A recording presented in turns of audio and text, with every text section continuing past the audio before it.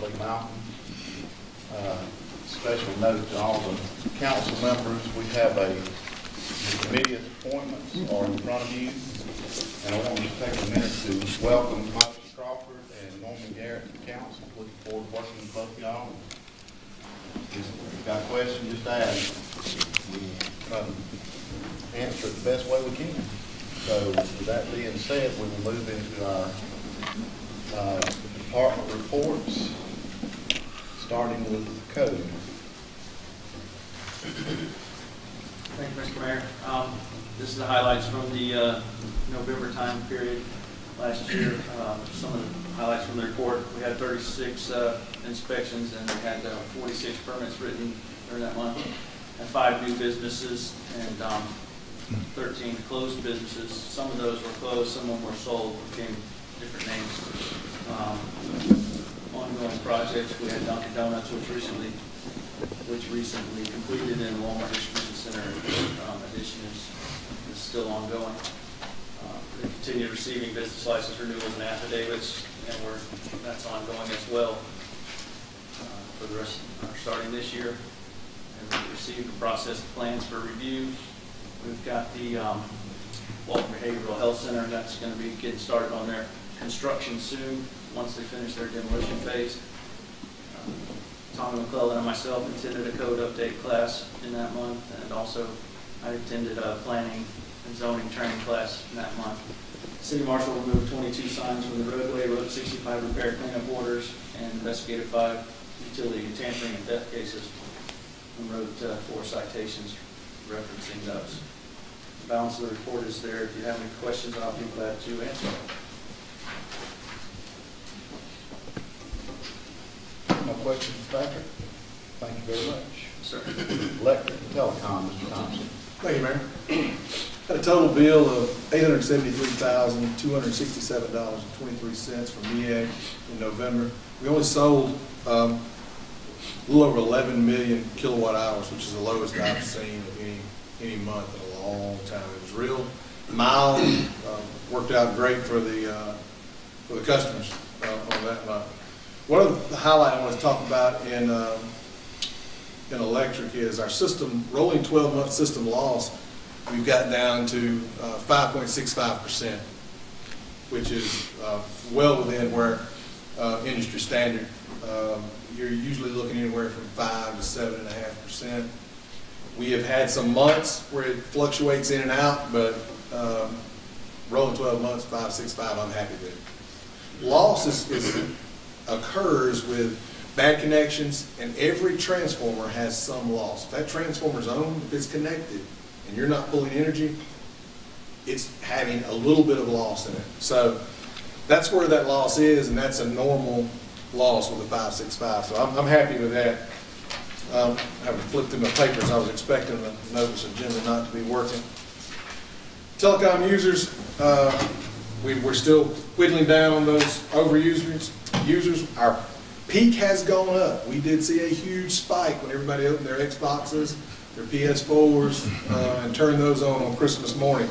We had some issues over the Christmas holidays. We had a lightning storm down in the Good Hope area, caused an extended outage, and we did have a denial of service attack, we believe it was, or a BGP attack over that time, which the processes we set in place didn't have any impact on our customers.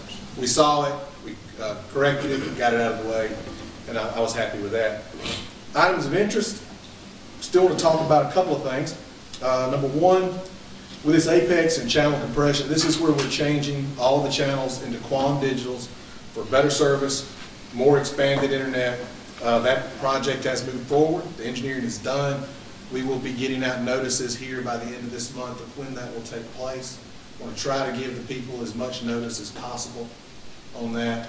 But to remind you, and for the new council members, that is where we're taking all these analog channels above channel 23. We're turning them into a digital channel. We're sending them out, and all newer TVs that have been sold in the past 8-10 years can decode and watch these channels. It allows the channel to be much clearer and have a much better image overall for the customer. Also allows us to have more spectrum so we can sell to more and more downstream internet That's what people are wanting. They're wanting to stream their Hulu, their Vudu, and the Netflix, and that's what we're getting ready for. The other thing I want to tell you all about is AMC, those negotiations with NCTC. And NCTC, to remind y'all, is the National Cable Co-op. They are the people that negotiate our contracts with the providers. Those contracts came done yesterday. Those negotiations did. I've got the agreement. I've been reading it over the past 2 days. It's real complicated, but it comes down to this. They're going to give us some extra channels. We have to make some choices, and they're going to charge us more money, as always. About 90 cents extra, but we will be able to put out some other channels, and I'll send y'all out an email when I get all that nailed out. But that's pretty much what we expected. AMC has all those little special, like the Living Dead, that Justified, all that stuff. It's a real popular channel. I've done a little talking to some of our customers, and they really love the channel, so it's just something we'll have to deal with. And I'll take any questions that y'all may have. I got a question, Mayor. When they come back and you saying you're gonna make the from channel 26 up 23. from 23 up a better viewing site? Yes. Is that gonna be a cost to the customer? No. When you do that? No. What about when you said that another channel that they were gonna actually cost like 91 cents? 90 cents more? Yeah. Well, that is included in this year's budget. Gotcha. The deal. And Mr. Garrett, what happens is these contracts are usually done in 5-year increments, and most of them give us the incremental cost every year, so we can budget for it. Some don't. And these guys didn't for this year, and we're just going to have to absorb that cost for this year and deal with it. Okay. So it's not going to be passed on to the customer? Not at this point, no. Gotcha. Nothing changed from the existing budget. Thank you. Any other questions for Mr. Thompson? Okay, thank you. Finance. Larry. Thank you. We'll open up with the performance indicators that you have before you. Just a couple highlights here. I just want to note that most of our utility customer count is on the increase. We have a slight decrease in cable TV, but some of them have migrated over to the digital cable side, so that's a good thing. Our revenues are up about 17% year over year, looking at November 14th to November 15th. So that gives us about a $500,000 increase there year over year. Looking at taxes that have been paid, property taxes, we collected 10% more in November than we did last November. So that tells me, there's a little bit of stability coming back to us. People are getting their bills paid on time. As you know, most of the bills will be paid in December, and that'll be reflected on next month's report. We can move on into the financial status report, unless there's any other questions there. We'll go ahead and look at the cash fund balances. Just a couple highlights here. General fund checking is at $832,769.98. That's about $139,000 more year over year. So there's some positive notes to that. And overall, if I was going to give you a theme of this whole report, it's stability. We're seeing some stability come back to the city, and the numbers that I've seen since I've been here are trending right along on budget. So that makes me feel good. We're doing some things right here. But just moving on down, group health insurance claims premiums, about $345,000 in the bank still. This is just right on budget. It's exactly the same as last year, which performed well according to budget last year. The SPLOST 2013, it's up about $900,000 from this time last year as well, which is good. That means we've had some solid numbers come in for SPLOST each month, but at the same time we've been utilizing some of that for different projects. So we have a fairly healthy fund balance there. Solid waste down at the enterprise fund is doing well. This time last year, we're up about $425,000. So we're seeing some solid gains over there. Utility revenue, if you compare to last year's report, it's up significantly. I just want to make a note that this is because we had not paid that MEAG bill out of November, so that would need to be dropped close to 900,000, as Brian noted before. And utility capital improvement, we've been drawing that down some. That's down about 710,000 year over year, but we've been making use of that.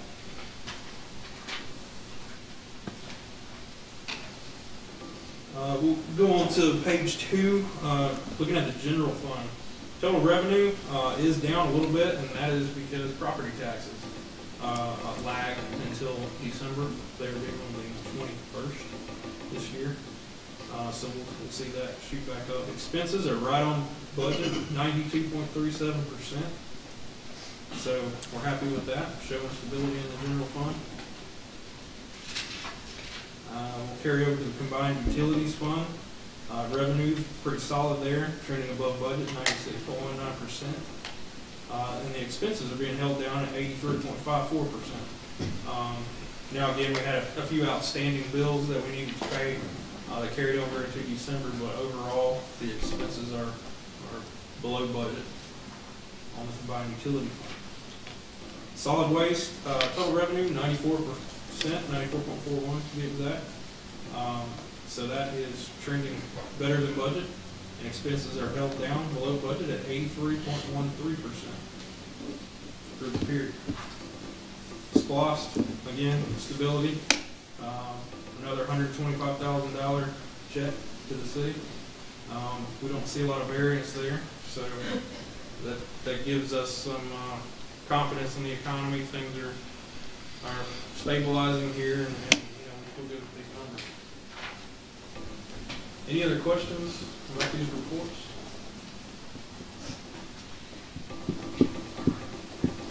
Okay, thank you, Logan. Police Department. Thank you, Mr. Mayor. Police Department had 3,316 calls for service in the month of November, 1,449 calls to the PD at 274.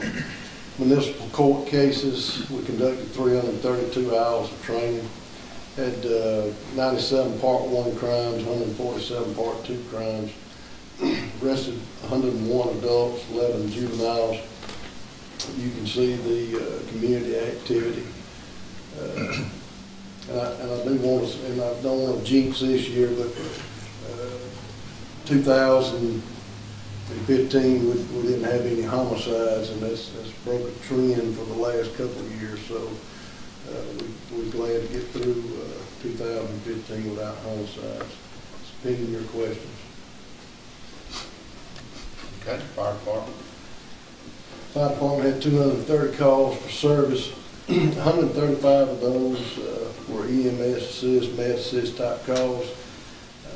I have to kind of reflect on an incident that we had real recently with one of our own employees, and I tell you the response and the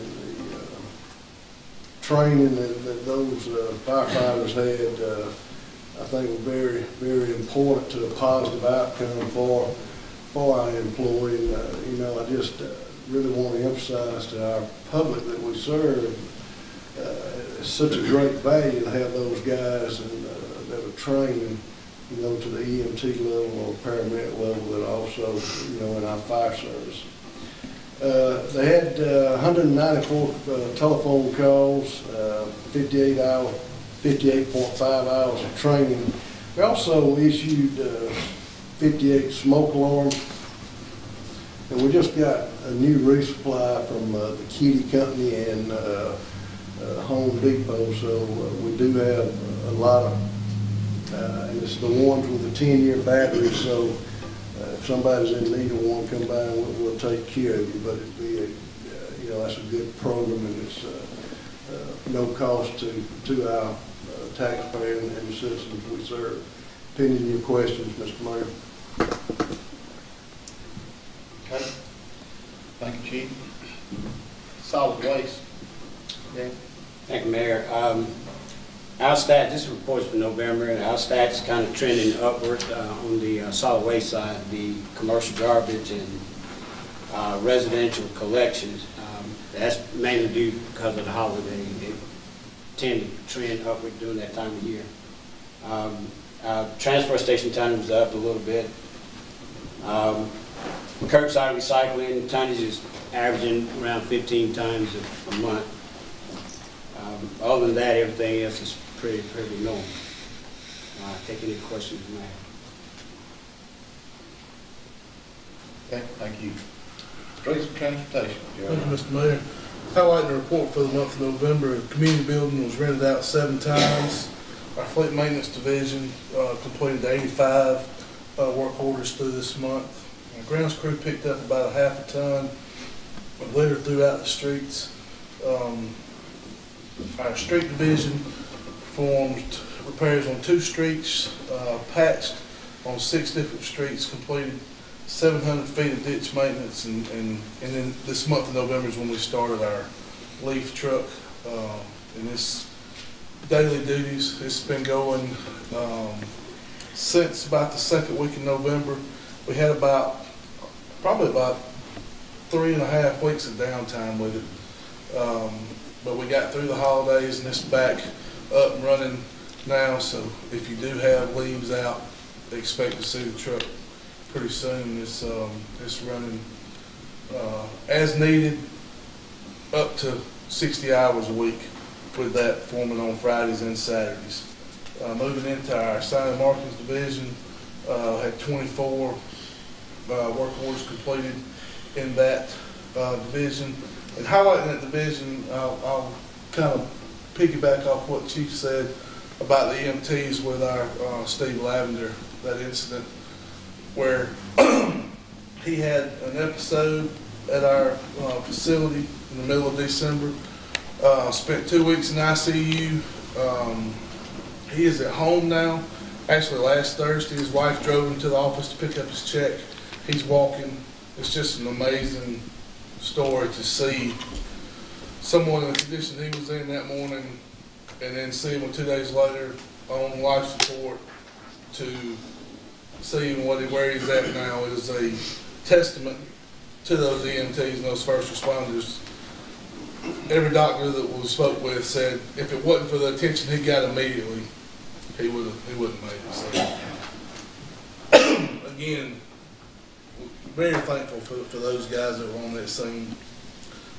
Closing the report in building maintenance division, completed 51 work orders throughout various facilities throughout the city. And I'll be glad to take any questions regarding this report. Thank you, Ron. Water, sewer, gas, and stormwater, right? Thanks, Mayor. On the water treatment plant, we processed 72 billion gallons of water in the month of November. Water distribution, we had 57 work orders, 26 after-hour calls, and repaired 25 water leaks. Wastewater treatment plant treated 74 million. The increase for that month had a lot to do with the rainfall. Wastewater collection, 13 work orders with 5 after-hour calls. Natural gas, we sold 13,771 MCF of gas. Month of November, work orders at 30, after-hour calls at 12. And we installed 1,743 feet of new gas main. The stormwater division, 16 work orders, and they cleaned 526 grates. And at the training center, we had 8 classes, 26 attended. Any questions? I'd be more than happy to try to answer. Okay. Thank you. Then our department reports, we'll move into committee information, finance. Thank you, Mayor. We have one item on the agenda this evening, a discussion, policy for senior citizen and SSI recipients. Mr. Probst. Yeah, just real quickly, this is just a discussion item. There's an administrative policy there before you that we're going to try to implement that's going to help certain folks who are 62 years and older and receive supplemental security income, an SSI check. Basically what this will do is just give them another option for payment assistance. If they present all of the requisite identification, and we can check that out, then we'll push back their due date 2 weeks past the cutoff date. Basically, what this does is gives an entire month for them to get their bill paid on time without any penalties. So, this is just one more way that, we're trying to reach out to our customers and make sure that, nobody falls through the cracks when people are really trying to pay their bills. It's just the timing of the cycle is just not on their side. If you have any questions, I'll be happy to try to answer those. Mr. Logan, I got a question. Is there a time frame when you're gonna try to get this set up to be able to actually go out to the customer? Immediately. We've already started one customer on that so far this year. And we have a form. They'll just see our customer service representative just around the corner here. They can get them set up, and we'll also put this form out online. So if anybody wants to download it, or if you know of anybody who this would pertain to, you can give that to them, then go ahead and get those IDs and documentation ready. They can bring that in and work with our customer service representatives and get that set up. Good deal. Yeah, I want to compliment the finance department for putting this together. I've had some conversations and people that are affected by this, and so I appreciate the fact this is done. I wanted to just get you to clarify for everyone, I guess, the household income and the way that was determined, Logan, if you would. Right. So the annual combined gross household income can't exceed $23,540. This is based on 200% of the federal poverty level for one person, and this is kind of an industry standard for this use. A lot of other utility companies will use this if they have a similar policy. So.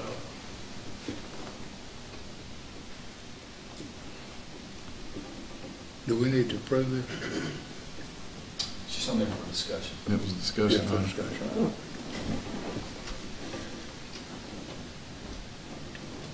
Is that all for finance? Yes, Mayor, that concludes our agenda for this evening. All right, does the airport have anything? No, airport does not. Public works, No. utilities, Utilities doesn't have anything, man. public safety. Mayor, we got 2 items under public safety. Chief Glass. Thank you, Mr. Richardson. I sent or you have a memo, and I'm requesting the SPLOSH funding not to exceed the FY 2016 capital improvement plan of $45,000 to purchase Global GX turnout gear. I thought I was looking smart and the computer died on me. Just reading right along there, just tech savvy here. Anyway, they're the NAFA safety standards and Monroe fire specifications from Bennett Fire Products. We received quotes from Bennett and NAPCO. Quotes was $1,917 per set from Bennett and $1,940 per set from NAPCO. All of them have a price increase mid-month of about $95 a set. But these are the things, this is the suits that the firefighters put on when they actually enter in the house. These that we have now are nearing their shelf life. We're going to have to purchase them this year, something we've been talking about a couple of years. This is just safety equipment, they have to have in order to do their job safely and then protect our citizens. So I request that you grant us permission to do that. Chief, how many turnout sets are you purchasing? Well, the limit's at 45, not 45, $45,000 is what we had in the fund. 21 would be the max that we do right now if we have to have something else in the year. If we did have to have one more set for manning change during the year that me and Mr. Chancellor just talked about, that would add another personnel there, but it still is going to be under the the total plan that we talked about, the total amount of money. So it would be 21, maybe a couple more. And at that price, you know, if we had to do something else, you know, it's where we could do that budgetarily if we had to go over. But that'll get the staffing right now 100% in new gear.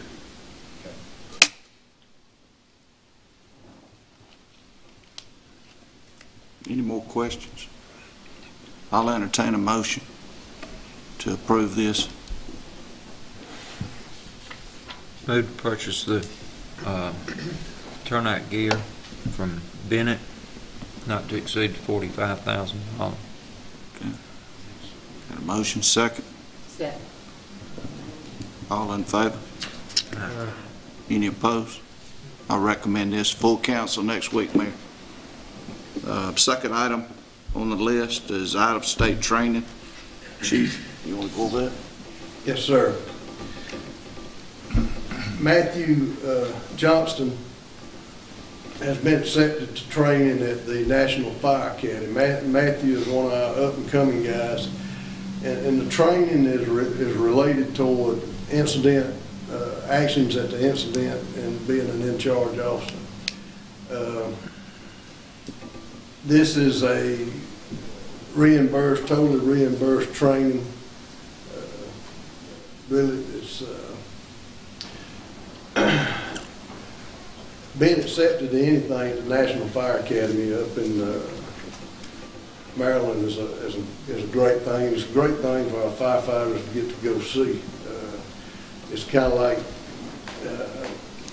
you know, there's in the law enforcement side, there's certain places that offer you the ultimate in training in certain arenas. It's a 6-day course. He's been selected. He'll go in February 7th through 12th, come back, and as I say, the expense is all reimbursed, so it's not a cost to us other than his salary. This is the same where Owens and Lieutenant Owens and Lieutenant Dykes have attended. So request permission to allow him to do the out-of-state training. Any questions on that? I'll entertain a motion. Motion to approve. Second. Motion and a second. All in favor?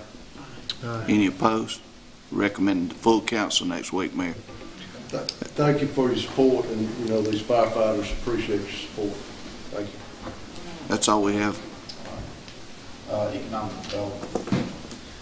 Mayor, I will ask Ms. Crosby to come up and give a report, but as she's walking up, I just would say I think that 2015 was a good year for us from an economic development standpoint, and particularly in laying the groundwork for things to come in the future.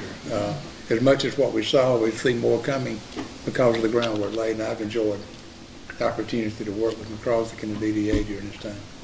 Thank you, Mr. Robbie. Yes, I think we've done a lot of things that we needed to do internally and kind of preparing the way for things to come. So hopefully in 2016 we'll see more businesses, more things coming to Monroe, more housing development. And in that line, we're gearing up for the Georgia Initiative for Community Housing. We're having a pre-retreat orientation meeting with some people who run the program for UGA. We're coming to Monroe with our housing team to help us prepare for the retreat that January 29th we'll be meeting here.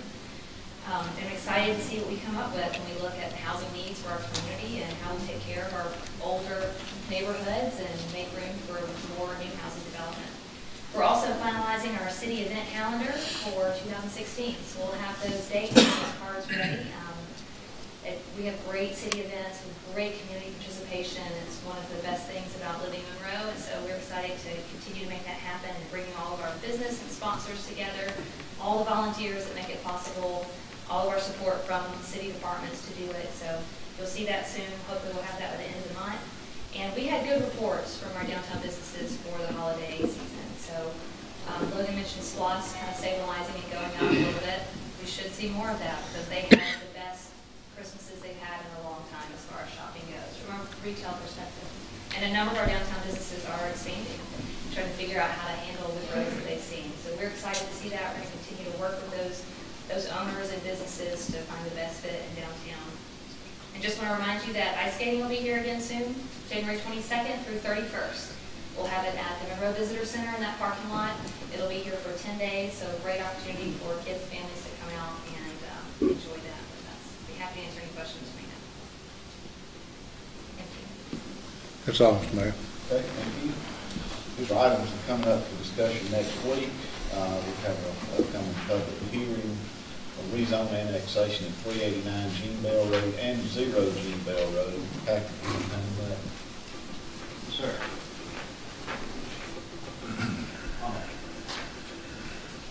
The annexation and rezone request was tabled until this next meeting, but we haven't gotten any more information from the applicant as far as plan that you asked for at this point. So just to update that, I wanted to let you know that at this point we don't have any further information to bolster their argument for annexation and rezoning. If we don't hear from them before next week's meeting, we may change our recommendation. But anyhow, I just wanted to update you on that. If you've got any questions on that particular one, try and Mr. Mayor, could I say something from public safety on that? Just, I don't have a dog in that fight, but we're gonna have to leave the city to get there. And that can become problematic for us, so just Keep that in the back of our minds. thank you. Now, am I correct, though, this next week, this is scheduled for a public hearing, correct? That is correct. Okay. And it would be as presented initially. if we don't get any further information. What's the deadline for him to submit new information? Well, I mean, whatever the deadline would be to get it on the agenda, so normally it's a day or two in advance. We can contact them. I don't know that they still have any interest. They haven't contacted us in 30 days with the holiday and everything. We'll just give them a call and see where they're at, just to make sure. But am I correct, though, regardless of what he does, the public hearing is still scheduled? Is that correct? That's correct, but I know. they may change what they recommend, but yes, they would still be a public hearing. That's what I wanted to just. Sure. It's still on the agenda to be voted on at that meeting. And then the other item is the zoning text amendment.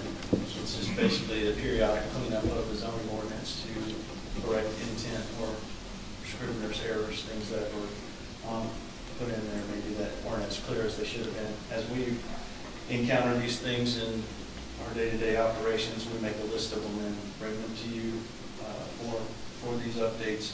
Like I said, on a periodic basis. If you've got any questions, there's Exhibit A there on the items that are going to be updated. Okay. Any questions for Patrick on that? Is that, don't have it in front of me, I looked at it earlier. Is it clear? I don't think it is. What's actually being changed? Yes, sir. They're delineated there. There's 7 different items, and it's basically reordering a few sections, changing some tables, changing some wording, but each item is specifically spelled out as to what we intend to do. If you go back and look at the original one, right? Yes, it's basically says change it to read this way. Okay.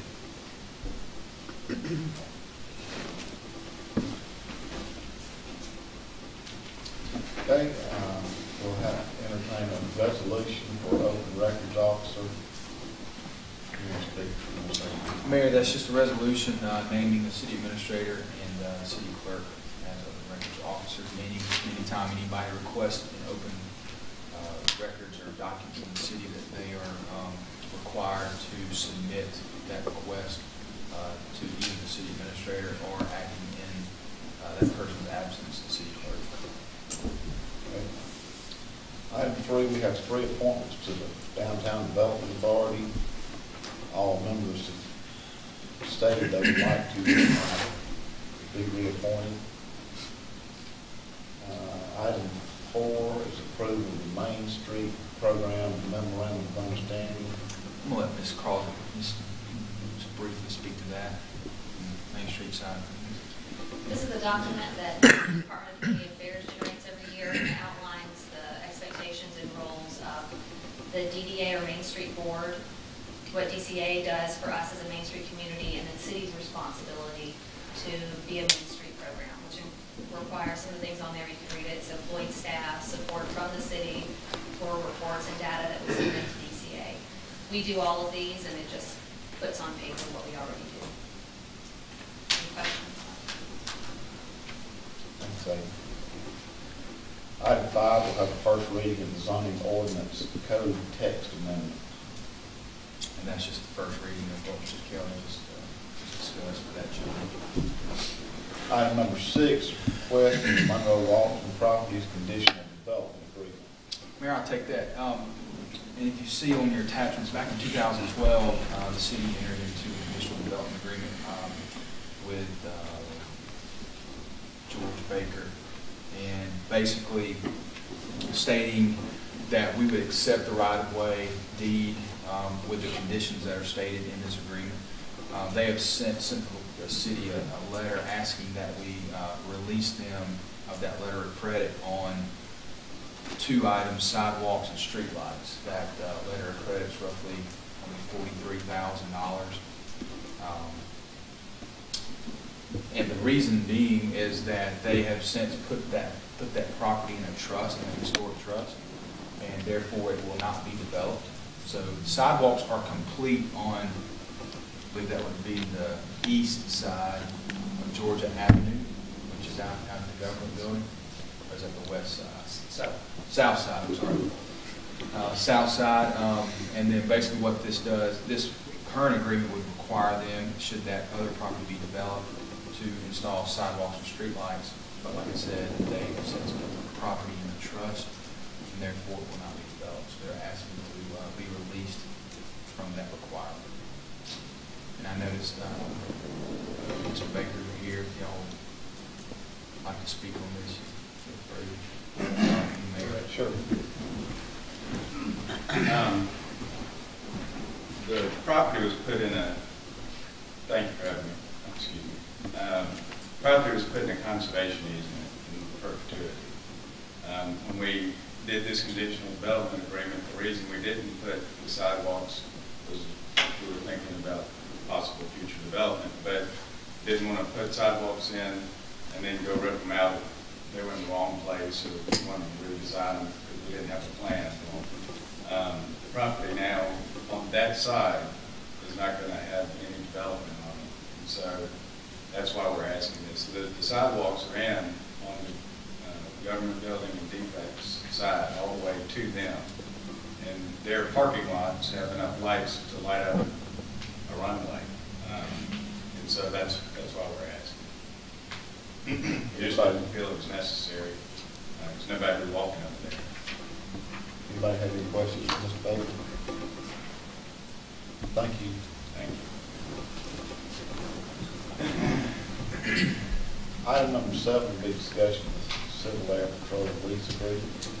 Mayor, I'll take that one as well. This organization, back, so in October of last year, approached the Airport Commission, asking if there was anything that they could do in helping them find a location. Civil Air Patrol has been located in Loganville for, I guess, a number of years, and they were utilizing the Rock Gym. Well, Loganville has now decided to renovate the Rock Gym there, and so Civil Air Patrol is homeless and was looking for different options. Well, their first request was to find, obviously, the land at the airport. We don't really currently have any facilities to house them. So staff got together and came up with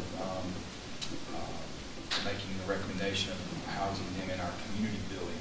It's only used ever so often, and so what this agreement is saying that they would utilize 602 East Church Street, which is our community building, units 201, unit 210, and a small storage closet in the basement. And basically what that is 2 rooms upstairs and then a small storage unit in the basement to store some of their radio equipment that they use. They're requesting to meet at least one night per week, which their regular meetings are every Tuesday evening from 7 to 9. What the Civil Air Patrol is about is they're an airspace education not-for-profit. They've been acting in the Walton County community for a number of years and haven't had a presence really at all in the city of Monroe. So I think this is a great opportunity for them to be present here and hopefully get to our airport one day, but also get out in our community and reach those that might be interested in this type program. And I'll entertain any questions you have. Basically, this is just a simple lease agreement. We sent it to their JAG attorneys. Actually, the Air Force attorneys helped us write this, and then, of course, our city attorneys also have reviewed it.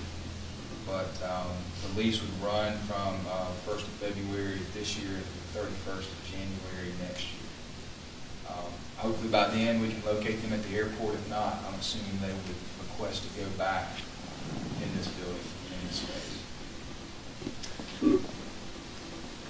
Yeah, I think this is a good idea, but I was wondering if next week when we bring this up for a vote, if someone from their group could come and just explain a little bit about what the group does and, Absolutely. you know, to the council. Absolutely.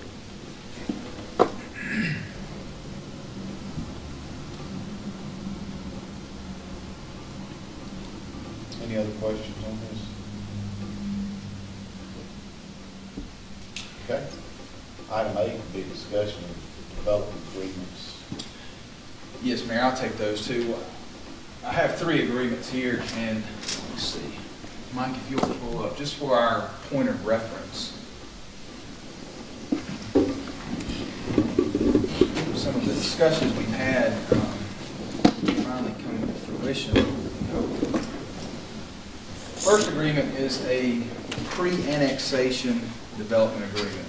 The property you see here is owned by Reliant Homes. It's roughly 196 acres, and they are, I don't know if they filled out the annexation paperwork yet, but that's the next agreement I'll get to. But anyway, their proposal is to build a 325 lot development. Right now it's 55 and over. Houses ranging $185,000 to $325,000. And they want to be in the city of Monroe. And so basically what you have here is a pre-annexation development agreement because there needs to be some sewer infrastructure run to serve this property. Well, excuse me if I'm You might want to get up point Yeah. what we're talking about. Basically, this is Ammons Bridge Road. This is Michael Etchison. The city limits currently come here. This is the property obviously I'm talking about, 196 acres, 325 lot development. This is the Alcovey River. And Rodney, please feel free to interject on what has to be done. Basically, they're proposing to run this infrastructure to not only feed this development, but feed any future development all the way back to Highway 138. And the reason they're proposing to do it is because they can get it done faster than we can. Now, in lieu of that, they're asking for credits for sewer tap fees to offset the portion of the infrastructure that they're running. We've yet to receive a final price on what it's going to cost to build this project. Roughly, the initial quotes we got from our engineers are about $900,000. Now, what that does, again, not only serves that property, but it sizes a pump station large enough, which will sit, Rodney, right here. They actually sit on the corner of Reliance property there. Right there? Go up to the, now go back. Right there. Okay. So the pump station will sit there, and it will be, large enough to feed future development back to Highway 138. So what that does is that opens up future development for the city of Monroe. A lot of commercial development on Highway 138, as well as potential residential on the lot, the big piece of property there behind it. In the agreement, you'll have roughly 3 exhibits, and again, these are in their infant form, so these things are going to be multiple drafts will come out as we send this agreement back and forth between the city and the line homes. But Exhibit A is basically a legal description. Exhibit B is the subdivision plans, and Exhibit C are the engineered plans from our engineers, Hofstetter and Associates, which again I was told today is going to be about 10 days before those are ready. So I should have a final price as to what this is going to cost. So currently the policy, the utility policy states that developers, they'll pay tap fees for each lot that's developed. They also are responsible for running and updating infrastructure to serve that particular development.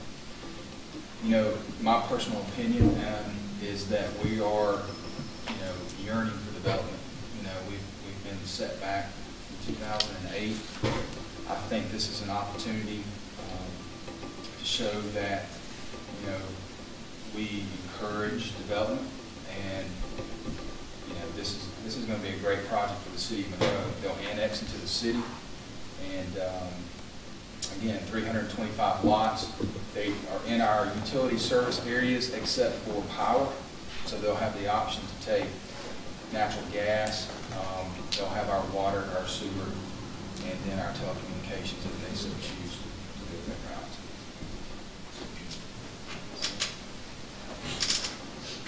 I had some notes here. Let me. We've been trying to figure out how to get sewer out there. I mean, I think it's a good situation.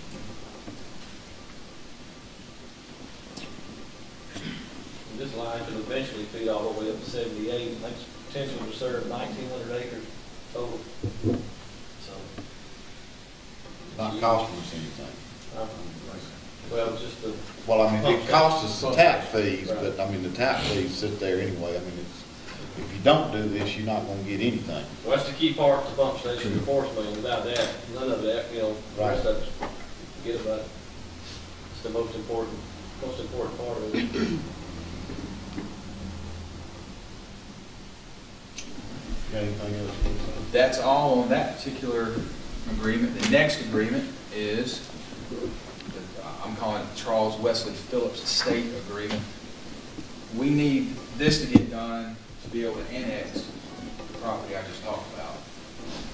This piece of property is roughly 100 acres right here. So, state law requires you have to be contiguous to be in to annex into the city of Monroe. That piece of property is the one that we want to try to negotiate with to annex as well. It's currently, the estate's being managed by an attorney here, Stephen Noel, so I've been talking with him about, what would be fair, and what we've come up with and what's reflected in this agreement are to give them 3 sewer tap fees and 3 water tap fees, which roughly equal 10 years of taxes for this property. So, the property doesn't have to annex into the city, but again, we need that to catch that big property or that big tract there. So, this is just a simple agreement. Again, 3 sewer tap fees, 3 water tap fees, which roughly equal 10 years of taxes.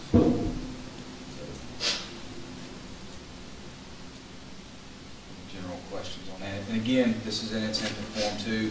We're still waiting to hear from Mr. Noel on some of his edits, so they go back and forth. Is that 10 years of taxes or 10 years of tax increase by coming into the city? So it'd be 10 years of city taxes. Right. So because basically he's not paying city taxes. Right. It'll be. We calculated it, the break they would get by coming into the city from county taxes, we're loading, $50 a year, so not to amount to anything. So that's where we came up with the sewer tap and water tap fees, and that's $14,250 kind of a credit, I guess you say. It does So they're stay- looking to develop that? No, They're it's not- just for the future. They're not looking to develop it. We do have in here, one stipulation is that they have to cash in on those credits in 10 years. So it's not going to go away. But they're not looking to develop it at all. We just need that piece of property to annex the Reliant Home. So they will be paying city taxes as soon as they're They will be annexed. paying city taxes, Yeah. but it also opens them up for sewer Right. as well. Yeah. So their property value. So in the event they sold this property, I guess this would carry over. This, I mean, the way I explained it to Mr. Noel is this would allow them to, they could sell these credits as well.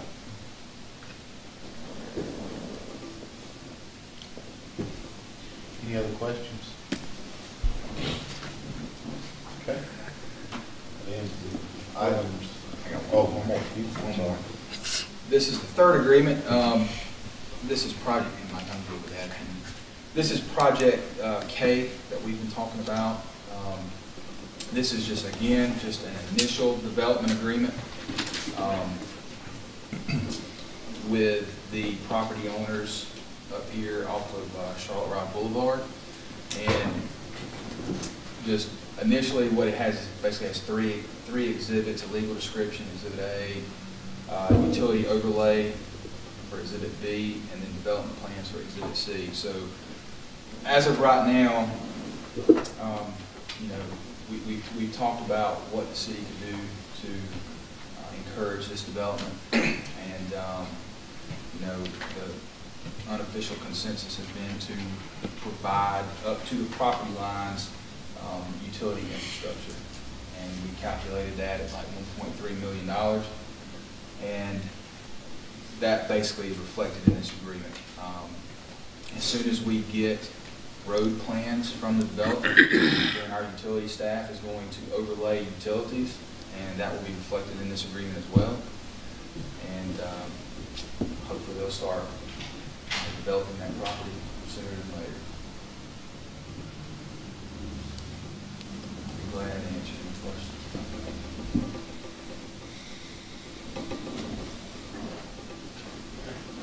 And I'll also have the property owner here next week and let him kind of provide more details that, this is his project, so really don't feel comfortable conveying information on his behalf when this is his project.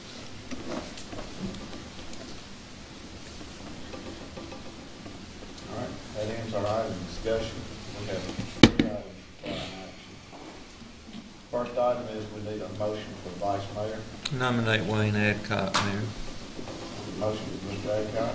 Second. Little. Second by Mr. Bradley. Any discussion? Hearing none, all in favor? Aye. Any opposed? That passes. We need to appoint a council representative to the Downtown Development Authority. My recommendation is Ms. Lee Mountain. I need a motion for her, please. I'll make that motion. Motion by Mr. Bradley. Second. By Mr. Adcock. Any discussion? Hearing none, all in favor? Any opposed? That passes. Item number 3, we need to appoint the city clerk.